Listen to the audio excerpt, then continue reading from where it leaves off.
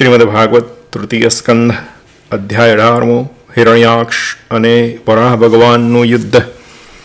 મૈત્રેયવાચ તદેવમાકર્ણ્ય જલેશભાષિतं મહામનાસ્ત્વદ્વિગણ્ય દુર્મદઃ હરેર્વિદિત્વા ગદભંગનારદા દ્રસાતલમ નિર્વિવેશ ત્વરાન્વિતઃ. મૈત્રેય બોલ્યા, હે વિદુરજી, વરુણ દેવના વચનો સાંભળી મોટા મનવાળો તે ઉદ્ધત દૈત્ય કૂતરાથી વિચાયેલો તું રણશૈયામાં સુઈશ, એ તેમનું વચન ન ગણકારી નારદ પાસેથી ભગવાનની ગતિ જાણી ઉતાવળો રસાતળમાં દાખલ થયો. ત્યાં પોતાની દાઢના અગ્રભાગ વડે પૃથ્વીને ધારણ કરી ઉપરના ભાગમાં લઈ જતા અને લાલ શોભાવાળા નેત્ર વડે હિરણ્યાક્ષની કાંતિ હરતા શ્રી હરિને તેણે જોયા ને પછી મશ્કરીમાં જ તે હસ્યો કે, અહો, આ જંગલી પશુ અહીં જળમાં ક્યાંથી આવ્યો? એમ હાંસી કરી તે ભગવાનને કહેવા લાગ્યો, અલ્યા ઓ અજ્ઞાની, આ પૃથ્વી મૂકી દે. આ પૃથ્વી તો બ્રહ્માએ રસાતળવાસી અમને અર્પણ કરી છે. તું અહીં આવ. ઓ ભૂંડનો આકાર ધારણ કરનાર અધમ દેવ, મારા દેખતા તું આ પૃથ્વીની સાથે ક્ષેમ કુશળ જઈ શકીશ નહીં. તને અમારા શત્રુ દેવોએ અમારો નાશ કરવા આવો હુષ્ટપુષ્ટ કર્યો છે, તેથી તું કપટથી અસુરોનો નાશ કરે છે અને પરોક્ષમાં જય મેળવે છે. તારામાં કેવળ યોગમાયાનું જ બળ છે, બાકી ખરી રીતે તું અલ્પ બળવાળો છે. ઓ મૂઢ, આજે તારો નાશ કરી હું મારા સંબંધીઓનો શોક દૂર કરીશ. મારા હાથે છૂટેલી આ ગદા વડે તારું માથું ભાંગી જશે અને તું મરણ પામીશ. એટલે જે ઋષિઓ અને દેવો તને બલિદાન આપે છે તેઓ સર્વે મૂળ રહિત થઈ પોતાની મેળે જ આ જગતમાં હયાત નહીં રહે. એ પ્રમાણે શત્રુ હિરણ્યાક્ષના વચનો રૂપી શસ્ત્રોથી પીડા પામતા તે ભગવાન દાઢ ઉપર રહેલી પૃથ્વીને ભયભીત થયેલી જોઈ તે કડવા વાક્યોની પીડા સહન કરતા જેમ જૂડથી પીડાયેલો હાથી હાથણી સાથે નીકળે તેમ જળમાંથી બહાર નીકળ્યા. એટલે સુવર્ણ જેવા પીળા કેશવાળો અને વિકરાળ દાઢોવાળો તે દૈત્ય મગરમચ્છ જેમ હાથીની પાછળ દોડે તેમ જળમાંથી નીકળતા ભગવાનની પાછળ દોડ્યો અને વજ્ર જેવી ગર્જના કરી કહેવા લાગ્યો, નિર્લજ નીચ પુરુષોને શું નિંદ્ય છે.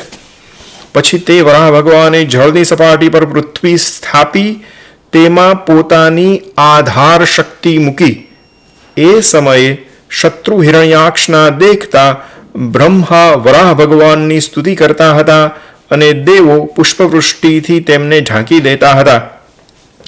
પછી પ્રચંડ કોપવાળા ભગવાને ખડખડાટ હસી પાછળ પડેલા સુવર્ણના અલંકારવાળા મોટી ગદાવાળા સુવર્ણનું વિચિત્ર બખ્તર ધારણ કરનારા અને દુષ્ટ વચનોથી મર્મસ્થાનોને વારંવાર પીડતા તે દૈત્યને કહ્યું. શ્રી ભગવાન બોલ્યા, ઓ અમંગળ, તું કહે છે તે સત્ય છે. ખરેખર અમે જળમાં ફરનાર ભૂંડ છીએ, પણ તારા જેવા કૂતરાઓને શોધીએ છીએ. વીર પુરુષો મૃત્યુપાશથી બંધાયેલા તારી તે પોતે કરેલી આત્મશ્લાઘાને ગ્રહણ કરતા નથી. આ અમે તો રસાતળવાસીઓની થાપણરૂપ પૃથ્વીને હરી જનારા નિર્લજ છીએ અને ગદા વડે તે અમને નસાડી મૂક્યા છે. તો પણ યુદ્ધમાં માંડ માંડ તારી સામે ઊભા છીએ, કેમ કે બળવાન સાથે વેર કરી ક્યાં જઈએ? તું પાયદળ સૈનિકોના નાયકોમાં અગ્રેસર હોય વિચાર કર્યા વિના તરત જ મારા અમંગળ માટે યત્ન કર અને અમને મારી પોતાના સંબંધીઓના શોકના આંસુ લૂછી નાખ, કેમ કે જે પોતાની પ્રતિજ્ઞા પાળતો નથી તે અસભ્ય છે. મૈત્રેય બોલ્યા, એમ ભગવાને ખૂબ તિરસ્કાર કર્યો અને રોષથી અત્યંત હાંસી કરી એટલે રમાડતા મોટા સર્પની પેઠે તે દૈત્ય ઉગ્ર ક્રોધ પામ્યો. તે અસહનશીલ બની શ્વાસોશ્વાસ છોડવા લાગ્યો. તેની ઇન્દ્રિયો ક્રોધથી ખળભળી ઉઠી અને તેણે બળથી શ્રીહરિની પાસે જઈ તેમને ગદા મારી. પણ ભગવાને યોગારૂઢ પુરુષ જેમ મૃત્યુને ચુકાવી દે તેમ શત્રુએ છાતી પર છોડેલી ગદાનો વેગ આડા ખસી જઈ ચુકાવી દીધો. એટલે તે દૈત્ય ફરી પોતાની ગદા લઈ વારંવાર ભમાવવા લાગ્યો. ત્યારે ક્રોધાયમાન થયેલા શ્રીહરિ ક્રોધથી હોઠ પીસી તેની સામે દોડ્યા. પ્રભુએ પોતાના શત્રુની જમણી ભ્રુકુટી પર ગદા મારી. પણ હે સૌમ્ય વિદુરજી, ગદા યુદ્ધમાં કુશળ હિરણ્યાક્ષે વચમાંથી જ પોતાની ગદા વડે તે ગદાને પોતાની પાસે આવ્યા પહેલા જ મારી હઠાવી.